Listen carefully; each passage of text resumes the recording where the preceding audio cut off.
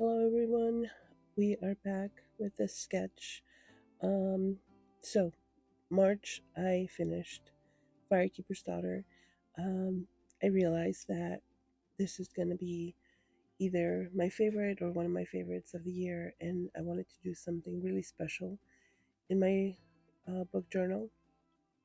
So I sketched this, which is my version of the um, cover of the book.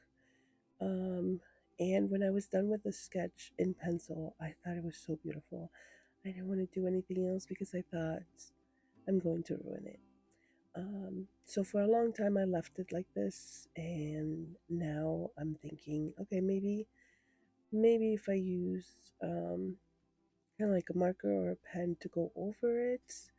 Um, so I started doing that. I use the Pigma Micron 01, which is a really fine pen, and I just wanted to go around the border and see what it would look like with just the border of it. And it's just basically like a black and white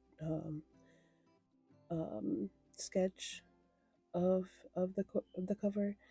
So that's what I'm doing here, and after this, I guess I'll decide if I'm going to put some color in it or not. To be honest, I'm still nervous about it, but I do want to say that I'm done with this spread and move on to the next one because I do have some cute ideas for the other books that I've read. So we'll see. So in Firekeeper's Daughter, we are following Donis Fontaine. She is 18 years old, and her mother is white. Her father is from the Ojibwe tribe or the Ojibwe reservation. Um, I I truly hope that I'm saying the names right. If not, I truly apologize. Um, but we see her going back and forth from her life in the reservation. She has a lot of friendships and a lot of people that she knows from the reservation, and then going back to her life with um, with her mother. Her father unfortunately passed away when she was very young. I think she was a kid when her father passed away, and but we still see that, for example, the relationships with her auntie, which is her father's sister, is a very solid relationship, and I I really like seeing that. That even though she still lives with her mother, that she has that other family that's still there for her. So once my first video went up with the sketch, I got a comment from a viewer, and she mentioned it's Diana Moon.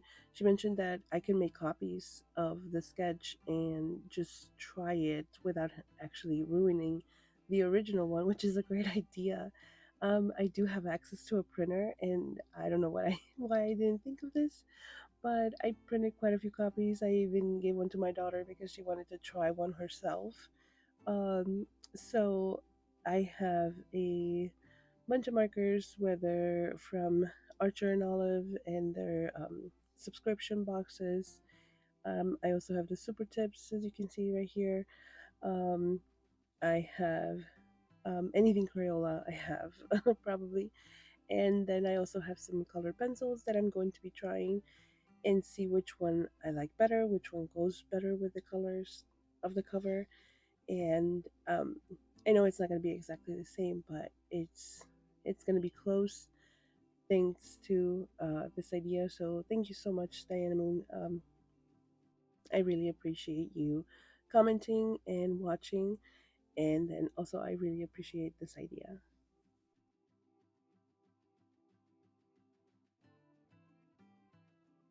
So I'm not going to go into too much detail about this because this is a thriller, and from what I've heard from people that like to read thrillers, they don't want to be spoiled. So they kind of want to go into this um, not knowing too much of the story. So I'll try not to spoil anything. What I can tell you is that Donis decides to team up with the FBI, and there are two FBI agents working undercover where she lives, and because there are murders of indigenous women that are not being solved, and we know that specifically when with indigenous people, they don't often get all the resources and all the attention that that they should get. So Donis decides that she wants to help because she wants to make sure that these people get the attention and the resources that they need. Also, we see her reminding them constantly that these are people, that they have lives, they have dreams and hopes, and they that she keeps reminding them, um, this was an actual person. So it's just so important that she was there to constantly remind them that this is not just a job, that it's affecting not just the person that gets attacked, but also the entire community, and how it has constantly affected them as an indigenous tribe for so long. And it's so important that she's there to tell their story from an insider. And I'm just so glad this book exists, because I know for a fact that there are so many stories that are similar to the stories of the women that were hurt during this story. There's also a little bit of a talk about institutionalized boarding schools, and schools that were here in the US and also in Canada, where the children of Indigenous people were taken and put in these boarding schools to quote unquote educate them. And it is so important that we keep reminding ourselves that this is part of our history and that this is something that actually happened here. We cannot let ourselves forget about this. So, this little bit of the paragraph is from page 275. The proof that even when their children were taken away, there were some parents who followed them. Maybe they drummed and sang and prayed while their children were forbidden from speaking their language on the other side of the fence.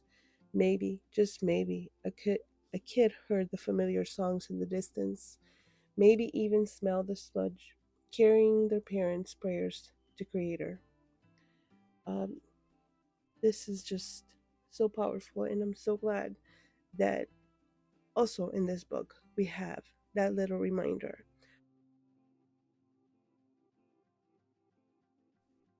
I also wanted to mention that I read this as a hybrid. I read the physical copy along with the audiobook. I got the audiobook from the library, and I wanted to own my personal copy of the book because I annotated everything um, that I liked about this book, which was a lot.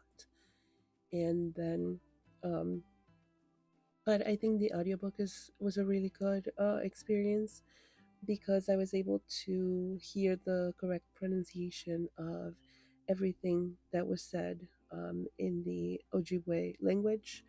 Um, so I think if you want to have that experience, the audiobook is the way to go.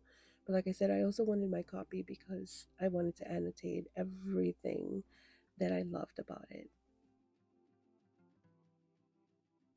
So right about now is when I decided that, you know what, I'm not going to put any pressure on myself to try and come up with the perfect colors. I have the copies.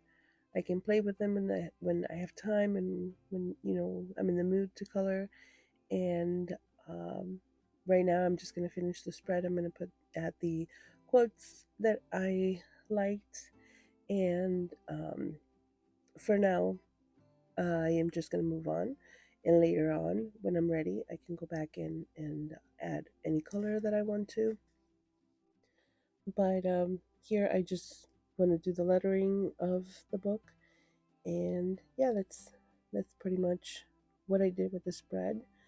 Um, Not exactly what I would call it finish, but for now, I just want to move on from this page. I don't want to put that pressure on myself to get it finished because that's where, you know, things are not going to go exactly how I want them.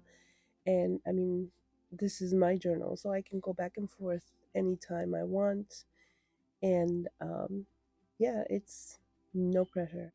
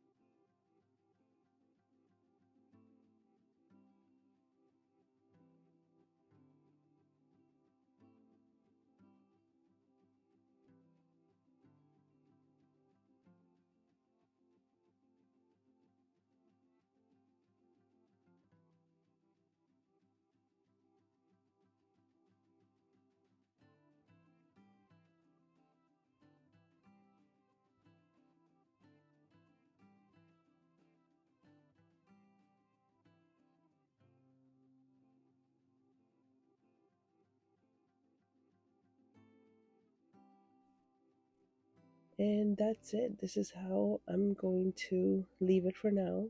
And later on, when I add anything to it, I'll make sure to add a short video, um, just so that you guys can see how it came out with the colors. But right now, I'm gonna call it done.